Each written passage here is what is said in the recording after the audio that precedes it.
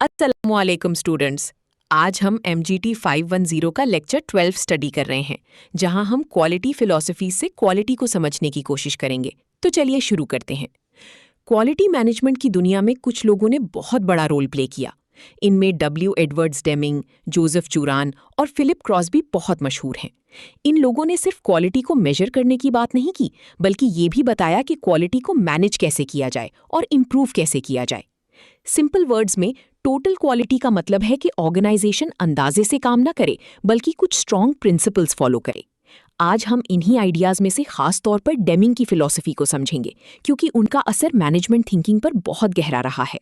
Deming असल में statistician थे, यानी नंबर्स और वेरिएशन को समझने वाले एक्सपर्ट। उन्होंने वेस्टर्न इलेक्ट्रिक के साथ काम किया और वर्ल्ड वॉर II के दौरान क्वालिटी कंट्रोल कोर्सेज भी पढ़ाए। अमेरिका में उनकी बात इंजीनियर्स तक तो पहुंची, लेकिन टॉप मैनेजमेंट तक ज्यादा असर ना हो सका। उसके बाद जापान ने उनको बुलाया। वहां के टॉप मैनेजर्स सीखने के लिए तैयार थे। उन्होंने डेमिंग की बात को सीरियसली लिया और धीरे धीरे जापानीज इंडस्ट्रीज ने अपनी क्वालिटी इतनी इंप्रूव कर ली कि उनकी प्रोडक्ट्स वेस्टर्न प्रोडक्ट्स से बेहतर नजर आने लगे। यहाँ एक इम्पॉर्टेंट बात यह है कि डेमिंग सिर्फ फैक्ट्री क्वालिटी के टीचर नहीं थे। उनका असल फोकस मैनेजमेंट का सोचने का तरीका था।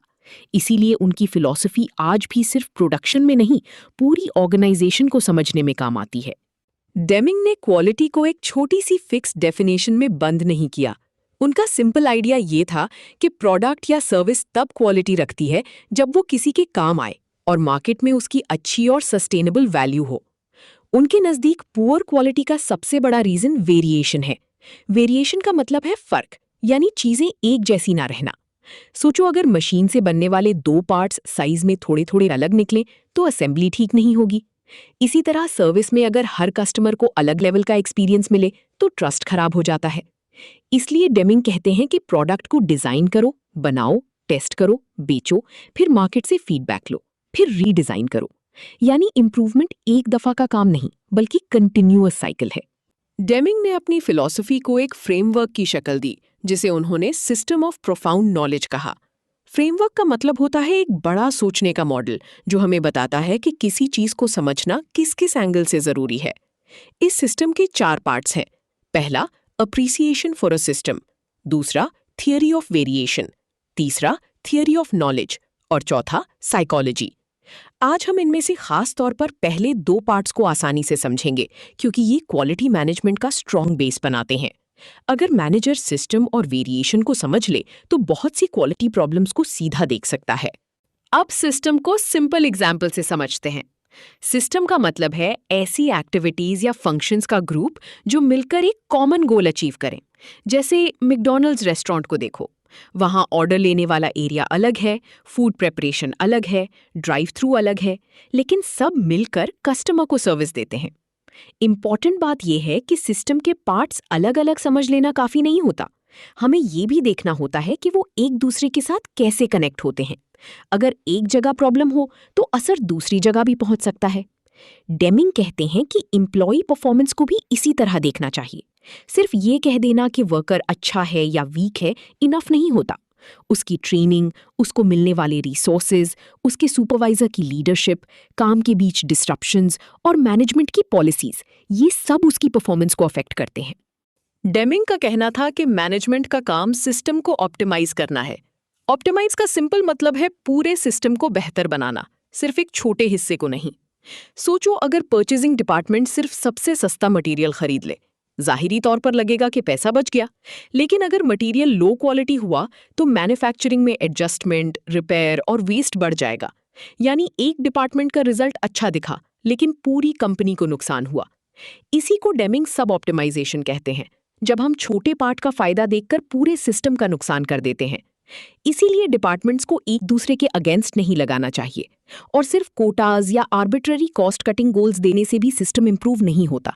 लोग फिर बस टारगेट पूरा करते हैं, असल इंप्रूवमेंट नहीं लाते। अब आते हैं थ्योरी ऑफ वेरिएशन पर। वेरिएशन का मतलब हम पहले समझ चुके हैं, यानी आउटपुट्स में फर्क। डेमिंग कहते हैं कि किसी भी प्रोसेस में वेरिएशन नेचुरली होती है। जैसे 2 पिज्जाज या 2 कीमा नान्स बिल्कुल सेम नहीं होते, थोड़ा बहुत फर्क रहता ही है। प्रोडक्शन प्रोसेस में वेरिएशन बहुत सोर्सेस से आती है। मटेरियल अलग लॉट का हो सकता है, टूल्स थोड़े डिफरेंट हो सकते हैं, मशीन वाइब्रेशन कर सकती है, इलेक्ट्रिसिटी फ्लक्चुएट कर सकती है और ऑपरेटर हर दफा पार्ट को एग्जैक्टली सेम जगह पर सेट ना करे। यानी प्रोसेस में बहुत छोटे छोटे रीजंस मिलकर डिफरेंस क्रिएट करते हैं। डेमिंग ने वेरिएशन को दो कैटेगरीज में समझाया, कॉमन कॉजेज और स्पेशल कॉजेज। कॉमन कॉजेज वो होती हैं जो प्रोसेस का नेचुरल हिस्सा होती हैं। ये आमतौर पर टोटल वेरिएशन का बहुत बड़ा हिस्सा होती हैं। जब सिर्फ कॉमन कॉजेज हों तो सिस्टम स्टेबल कहलाता है। स्पेशल कॉजेज वो होती हैं जो प्रोसेस का नॉर्मल हिस्सा नहीं होती, जैसे सप्लायर से खराब मटेरियल आ जाए, ऑपरेटर प्रॉपर्ली ट्रेंड ना हो, टूल बहुत ज्यादा वेयर हो जाए या मेजरिंग इंस्ट्रूमेंट मिसकैलिब्रेटेड हो। ये अनयूजुअल प्रॉब्लम्स होती हैं, इसलिए इनको आइडेंटिफाई करके रिमूव करना अक्सर मुमकिन होता है। यहाँ कंफ्यूजन अक्सर इस जगह होती है।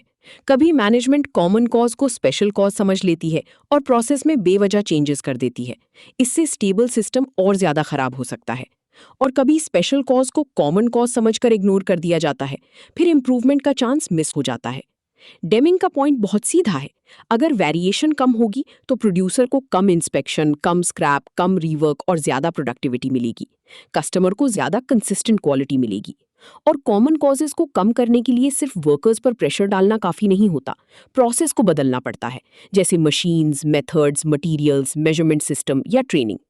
तो सिंपल वर्ड्स में आज हमने देखा कि क्वालिटी सिर्फ फाइनल प्रोडक्ट चेक करने का नाम नहीं है। डेमिंग ने बताया कि क्वालिटी मैनेजमेंट का मतलब पूरे सिस्टम को समझना, वेरिएशन को पहचानना और कंटिन्यूअस इंप्रूवमेंट करना है। हमने ये भी समझा कि ऑर्गेनाइजेशन के पार्ट्स को मिलकर काम करना होता है, वरना सब ऑप्टिमाइजेशन होती है। और वेरिएशन को समझे बगैर इंप्रूवमेंट करना मुश्किल होता है, क्योंकि हर प्रॉब्लम एक जैसी नेचर की नहीं होती। इसी के साथ आज का MGT 510 लेक्चर 12 कंप्लीट होता है। नेक्स्ट टाइम हम क्वालिटी के और इंपॉर्टेंट आइडियाज को